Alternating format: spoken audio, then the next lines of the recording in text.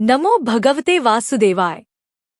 हिंदू धर्म में साल में कुल 24 एकादशी व्रत रखे जाते हैं और इन सभी व्रतों का विशेष महत्व है। इस दिन भगवान विष्णु की पूजा अर्चना की जाती है और उपवास रखा जाता है। आषाढ़ मास के कृष्ण पक्ष की एकादशी को योगिनी एकादशी का व्रत रखा जाता है। ऐसी धार्मिक मान्यता है कि इस दिन व्रत रखने से भक्तों के सभी पाप धुल जाते हैं और श्री लक्ष्मी नारायण की कृपा से सभी बीमारियां दूर हो जाती हैं। योगिनी एकादशी का व्रत रखने से 88,000 ब्राह्मणों को भोजन कराने जितना पुण्य मिलता है। जो भी भक्त इस दिन सच्चे मन से भगवान विष्णु की आराधना करते हैं, उनकी समस्त मनोकामनाएं पूर्ण होती हैं।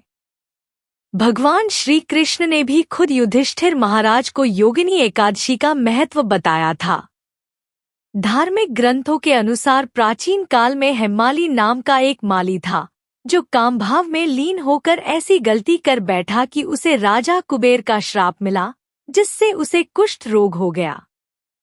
तब एक ऋषि ने उसे योगिनी एकादशी का व्रत करने को कहा। मुनि के आदेश का पालन करते हुए हेमाली ने योगिनी एकादशी का व्रत धारण किया और इस व्रत के पुण्य प्रताप से भगवान विष्णु के आशीर्वाद से वह पूरी तरह से रोगमुक्त हो गया और उसे श्राप से भी मुक्ति मिल गई। तभी से इस एकादशी का महत्व इतना अधिक है। योगिनी एकादशी के दिन भगवद गीता का पाठ भगवान विष्णु की प्रतिमा के समक्ष बैठकर करने से पितरों को भी मोक्ष प्राप्त हो जाता है। आइए जानते हैं इस बार एकादशी का व्रत कब है, क्योंकि इस बार भी एकादशी तिथि 2 दिन लग रही है और पारण मुहूर्त क्या रहेगा।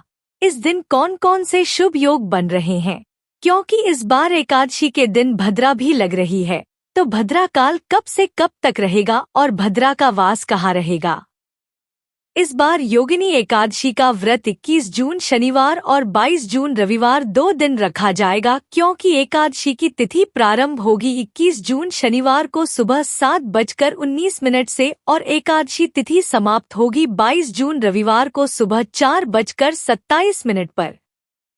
जब कभी भी एकादशी व्रत 2 दिनों के लिए पड़ता है तो पहले दिन वाली एकादशी का उपवास अधिक अवधि का हो जाता है। बहुत लंबे समय तक उपवास रखना पड़ता है और अधिकतर ऐसा होता है कि पहले दिन वाली एकादशी का उपवास अगले दिन दोपहर के समय खोला जाता है। इसलिए जब कभी ऐसी स्थिति आए तो आपको दूसरे दिन वाली एकादशी का व्रत रखना चाहिए, क्योंकि शास्त्रों में भी कहा गया है कि अगर जिस दिन एकादशी चाहे सूर्योदय से पहले 2 मिनट के लिए ही हो और उसके बाद में द्वादशी तिथि लग रही हो तो उस दिन व्रत रखना सबसे ज्यादा शुभ माना जाता है, क्योंकि वही एकादशी का व्रत सबसे शुद्ध और पापों से मुक्त करने वाला होता है।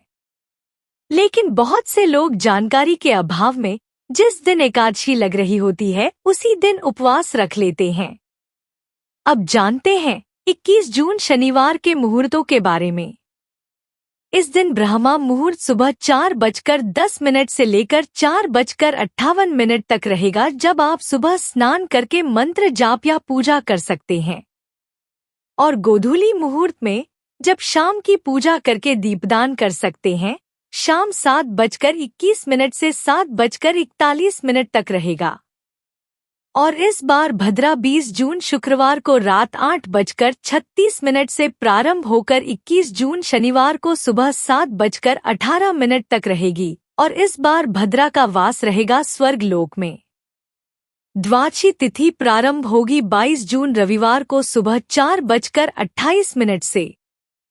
इसी के साथ हरिवासर का समय भी शुरू हो जाएगा और द्वादशी तिथि 22 जून रविवार को पूरा दिन रहेगी और मध्य रात्रि 1:21 पर समाप्त हो जाएगी। 22 जून रविवार को ब्रह्मा मुहूर्त सुबह 4:10 से 4:58 तक रहेगा। प्रातःकाल पूजा मुहूर्त सुबह 4:24 से 5:24 तक रहेगा। शाम की पूजा और दीपदान का मुहूर्त यानी गोधूली मुहूर्त शाम 7:21 से 7:41 तक रहेगा। इस दिन राहु काल दोपहर 4:30 से शाम 6 बजे तक रहेगा। इसलिए व्रत खोलते समय आपको शुभ मुहूर्त का ध्यान रखना चाहिए ताकि व्रत का पूर्ण फल प्राप्त हो सके। अब जो लोग 21 जून शनिवार के दिन एकादशी का व्रत रखेंगे उन्हें 22 जून रविवार को सुबह व्रत पारण का कोई मुहूर्त प्राप्त नहीं होगा और दोपहर में 1:47 से 4:35 के बीच में आप व्रत का पारण कर सकते हैं। इसके अलावा जो लोग 22 जून रविवार को एकादशी का व्रत रखेंगे उन्हें 23 जून सोमवार को सुबह 5:24 से 8:12 के बीच में व्रत का पारण करना होगा। दशमी तिथि के नियमों का पालन इस बार शुक्रवार को किया जाएगा और एकादशी का व्रत इस बार 2 दिन पड़ रहा है। दोनों ही दिन आप एकादशी का व्रत रख सकते हैं। आप एकादशी का व्रत जिस दिन रख रहे हों केवल उस दिन तुलसी जी में जल अर्पण न करें। इसके अलावा आप दशमी को और द्वादशी को तुलसी जी में जल अर्पित कर सकते हैं। भगवान के भोग में तुलसी दल रखकर भगवान को अर्पित करें। भगवान के लिए जो भोग आप तैयार करते हैं शुद्धि का ध्यान रखें और भोग में सरसों के तेल का प्रयोग न करें। इस दिन भगवान को सात्विक चीजों का और खास तौर पर चावल से बनी चीजों का आप भोग लगाएं। तुलसी पत्ता अवश्य रखें क्योंकि बिना तुलसी जी के भगवान अपना भोग स्वीकार नहीं करते हैं। स्वयं भी पंचामृत और तुलसी के पत्ते से अपना व्रत खोलें। उसके बाद सात्विक भोजन कर सकते हैं।